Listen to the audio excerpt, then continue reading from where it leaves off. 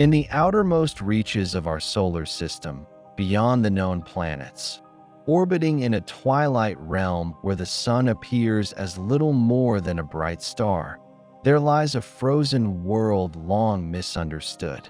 Pluto, once labeled the ninth planet, then downgraded to dwarf planet. Pluto became the subject of controversy, curiosity, and nostalgia. For decades, it was little more than a pixel in our most powerful telescopes, a fuzzy dot, a name in textbooks, a footnote to the grandeur of the inner solar system. But that all changed in 2015, when NASA's New Horizons spacecraft arrived after a decade-long voyage. It revealed a world no one expected.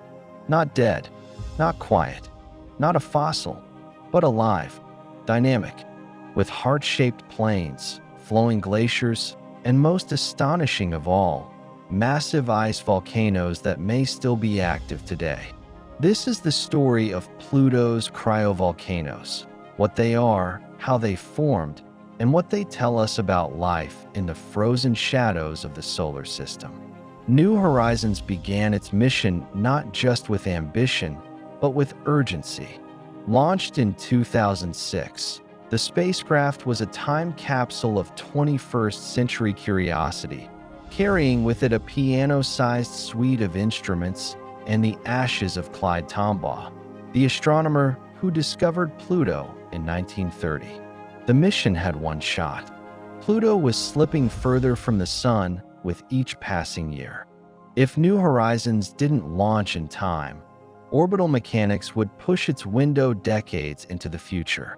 When the spacecraft finally arrived in July 2015, it had traveled more than 3 billion miles, crossing the orbits of the gas giants and venturing into the unknown. The world it encountered wasn't the static, cratered remnant scientists had expected.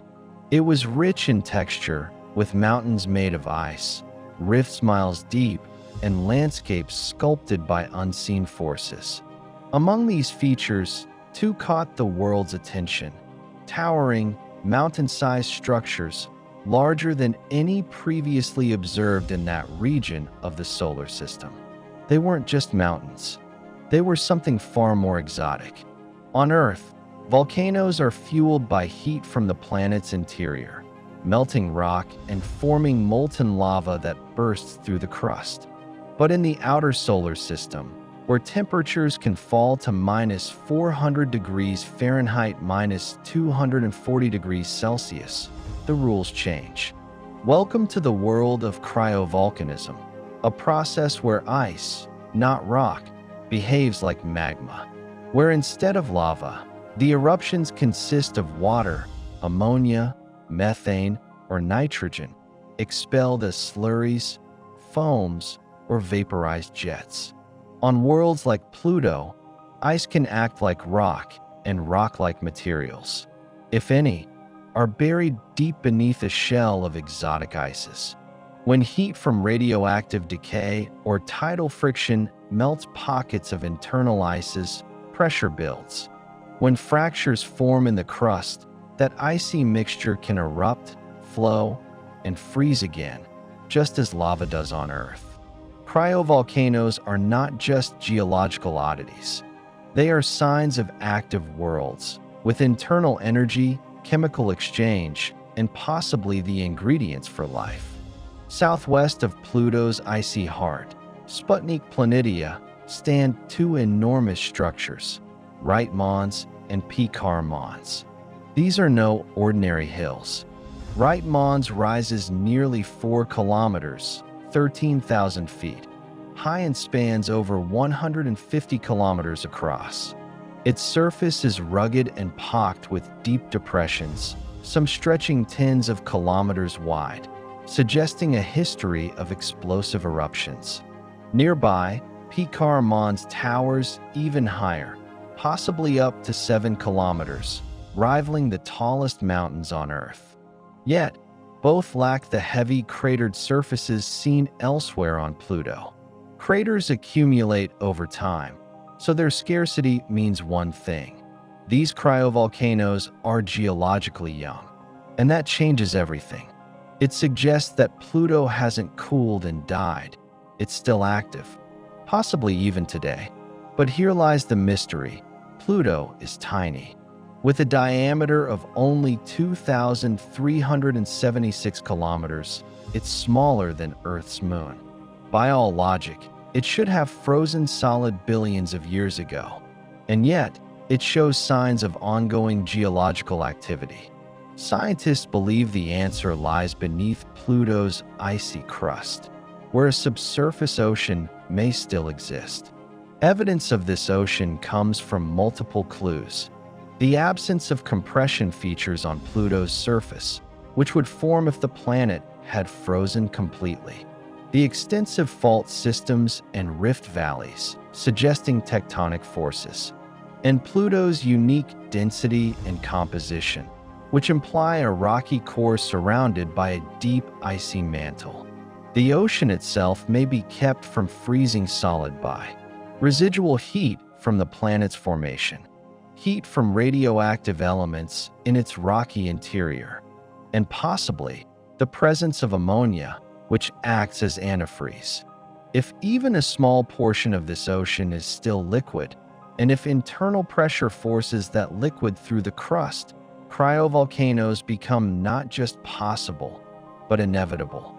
It's a paradox. Pluto is freezing on the outside, yet bubbling from within. The eruptions aren't fiery like Earth's. They're slow, cold, and probably take place over thousands of years. But they reshape the surface all the same. Imagine a world where an eruption means the surface buckles, then a thick slush of ammonia water oozes out, freezing almost instantly in the frigid vacuum. Imagine mountains rising over millennia, not from tectonic collision, but from the repeated buildup of ice flows.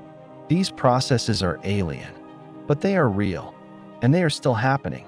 Cryovolcanoes do more than change landscapes. They suggest chemical exchange between the surface and the interior, a key condition for life. We now know of several icy worlds with subsurface oceans: Europa, Enceladus, Titan, Ganymede, and now, possibly, Pluto. Could these oceans harbor microbial life? Could complex organic molecules arise in the warmth below the crust? If so, eruptions from cryovolcanoes might be the pathway for those materials to reach the surface, signs of life, delivered on geysers of ice. Pluto may be far, but it's part of a growing realization. The outer solar system, once dismissed as too cold, may be richer in potential habitability than we ever imagined. New Horizons was just the beginning. It performed a brief flyby, capturing only one hemisphere of Pluto. It saw wonders, yes, but it also raised questions we cannot answer from afar. To truly understand Pluto's cryovolcanoes, its internal structure, and its ocean, we need to go back.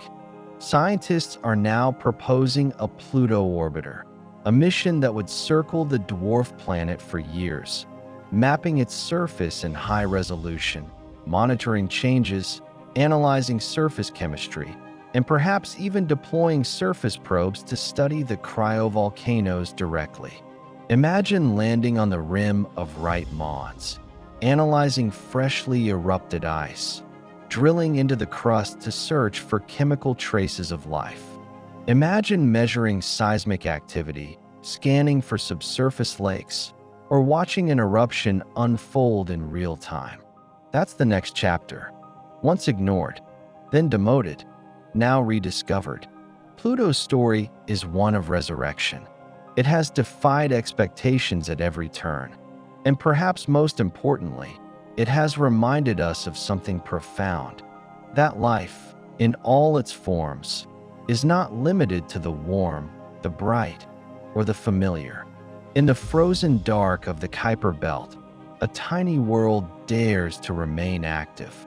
Cryovolcanoes rise in silence, speaking not in fire, but in ice. And beneath its crust, A hidden ocean may stir with the chemistry of life. We went to Pluto expecting silence. What we found was motion. What we heard was a whisper of potential.